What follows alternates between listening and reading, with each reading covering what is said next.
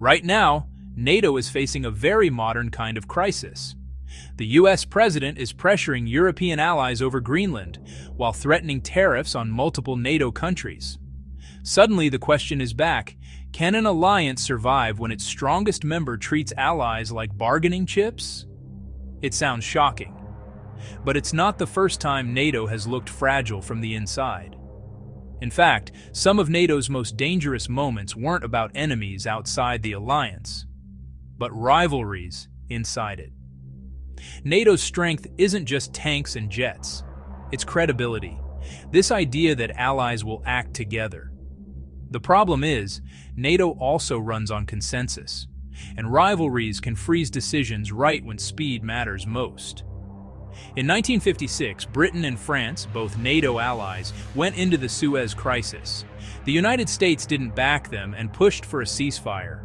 It was an early warning. NATO allies can end up on opposite sides of the same global crisis. Then in 1966, France stayed in NATO, but withdrew from NATO's integrated military command. Basically, I'm still in the club. I'm just not taking orders the same way. It didn't break NATO, but it shook the illusion of perfect unity. In 1974, Cyprus triggered NATO's nightmare scenario. Greece and Turkey, both allies, on a collision course. Greece even withdrew from NATO's integrated military structure for a period. If NATO exists to prevent war in Europe, this crisis exposed a painful limit. NATO can struggle to stop conflicts between its own members. In 2003, NATO hit a public internal deadlock. Turkey wanted defensive planning as the Iraq War loomed, but allies blocked planning for weeks. It showed how internal disagreements can paralyze NATO, even when a member says it needs protection. Later, rivalries turned into leverage politics.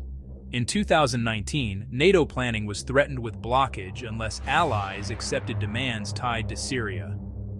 And in 2020, France and Turkey clashed over a naval incident linked to Libya, serious enough to spill into NATO operations. The pattern was clear. Internal disputes can become operational risks.